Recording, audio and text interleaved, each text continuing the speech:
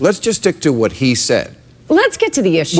Wait, that is an issue. Why am I? Okay, all right. Let me ask it. All right, just give me one. No one is voting for Donald Trump because of his character or personality. We never were.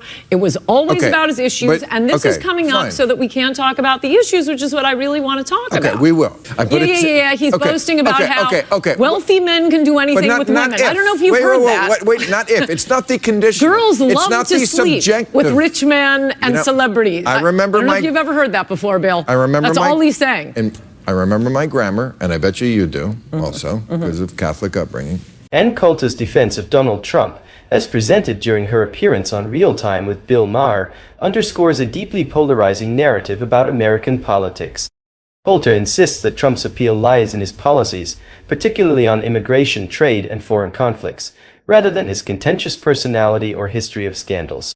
This framing dismisses concerns about Trump's character as irrelevant, portraying them as distractions manufactured by a biased media intent on shielding establishment interests.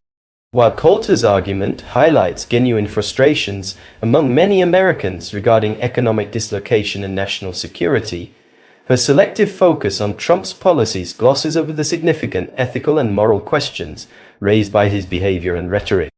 Her criticism of the media for prioritizing scandal over substance may resonate with some, but it also risks downplaying the importance of accountability in public life, raising questions about the trade-offs between policy priorities and the character of those in power.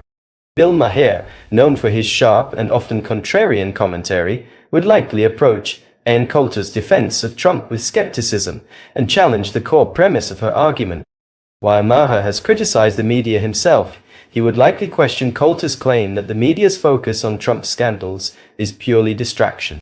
Instead, he might argue that Trump's behavior is newsworthy because it reflects broader concerns about his fitness for office and his impact on political norms. Let's watch this interesting video. I would not believe probably anything from a hot mic from the hot mic type or care about these charges if it's right before an election. I mean, everybody, so and I really Obama don't want to talk about okay. this because I really want to talk about the reason we support Donald Trump, the reason there is a civil war. But I will say that everyone in television has said horrible things on hot mics that you wouldn't want to get out there. Not like this. No, they're different things, but no matter how professional you are, lots of people have said totally embarrassing things. There are three people we've heard the hot mic tapes from: Bill O'Reilly, Laura Ingraham, and Donald Trump. They're hot mic tapes on everybody. It's humiliating for everybody. This is all-out war for Trump. And why is it all-out war on Trump? Because he is absolutely right. It is the American people against the uniparty of both the Democrats and my party that I never saw until Trump came along. They want open borders, as Hillary said in her hot mic tape, open borders that will crush the wages of not only the working class, but the middle class.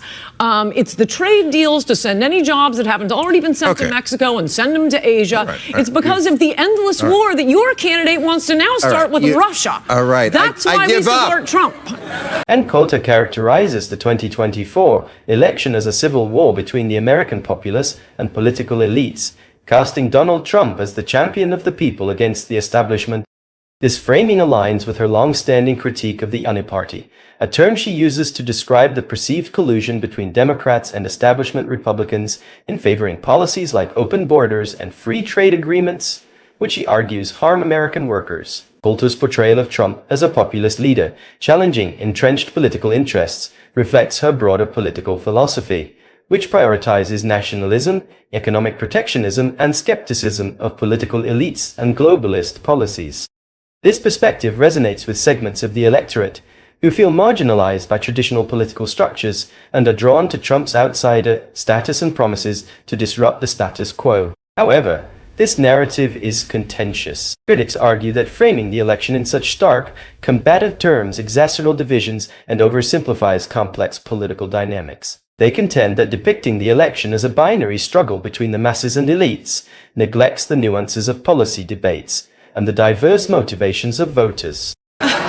You win. You've answered my question. That if Obama had said it, it would have been a no big deal.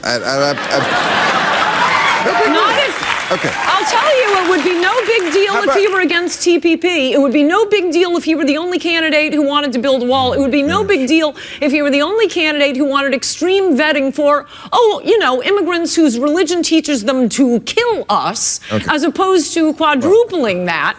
Are you going to defend that, Bill Maher? Okay, let me ask you about... Let's go back to the immigrants we're bringing in. Coulter is a staunch proponent of constructing a border wall to prevent illegal immigration, emphasizing it as a symbol of national sovereignty and a practical solution to enforcement challenges. She supports extreme vetting of immigrants from Muslim-majority countries, framing it as a national security measure aimed at mitigating the risk of terrorism and cultural incompatibility. Meanwhile, Maher has mocked the idea of building a physical border wall as an oversimplified solution to a complex problem. He argued that a wall is more symbolic than effective, given the various ways people enter the country, including overstaying visas. He highlighted the economic and logistical impracticalities of such a project, questioning whether it truly addresses the root causes of illegal immigration. And you really were. And I mean, it talked about how the fact that when Donald Trump made his announcement speech, there was only a couple of lines in there about immigration. But he had read your book, the one you plugged on this very show. It's a magnificent book. Well, it certainly was to him. Yes. I mean, I did not realize until I read that article how much influence you have had on Donald Trump. You still think he's going to win? I think it's more likely than not, but that gives a big chance for her to win. I mean, I always thought it was about 90% chance he wins the nomination, about 60% chance he wins the election. We'll know election day. Because he really is, his issues are the ones people want. But what you love the most, you said he could perform abortions in the White House. I know that was... As long as he keeps that immigration policy. Right. But the wall. He stopped talking about the wall. Not really. Well, he hasn't mentioned it in either debate. It's not on his website anymore. This is my whole point. There has not been one question about immigration. This is why he is right about the media. They do want to turn this into everything about his personal baggage. I got news for you. We knew he had personal baggage. We knew he was a lout. Right. But he's the only one who will do anything about the working class in this country. And by the way, as I also said on that show, Pushing Adios America, who did I say was the toughest Democrat for him to run against? Bernie Sanders, because he too, hang on, you're not going to like me, but you should like me. Because we agree on the wall, on this dump of low-wage workers on the country. We don't agree on the wall. Well, you check. I don't think Bernie's for the wall. I want you to invite me on the panel with him, because his position. I never heard. I would like to build the wall. No, but I never heard. But he did say, "Open borders." Direct quote.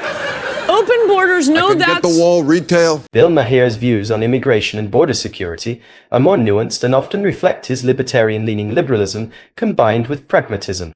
Maher has expressed support for the idea that nations need secure borders, but he is likely to criticize Coulter's extreme positions, such as building a border wall, as simplistic and ineffective. He argued that while immigration enforcement is necessary, focusing exclusively on physical barriers ignores the complexity of the issue, including overstayed visas and the root causes of migration. While Coulter's arguments resonate with segments of the electorate concerned about immigration's economic and social impacts, critics challenge her framing as overly alarmist and divisive. They argue that her focus on extreme measures ignores the contributions of immigrants to the U.S. economy and society, and risks alienating communities by promoting stereotypes and fear.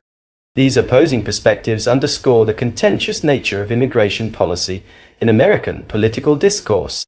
This is an exciting video between two of the hottest characters today, and is also the most popular topic right now. So please, like and subscribe to the channel to see more videos with similar content. Thank you for your interest.